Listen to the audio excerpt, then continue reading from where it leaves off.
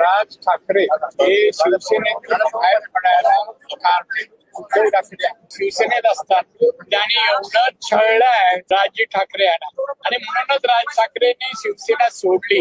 ती सोडताना मी होतो त्यांच्यासोबत.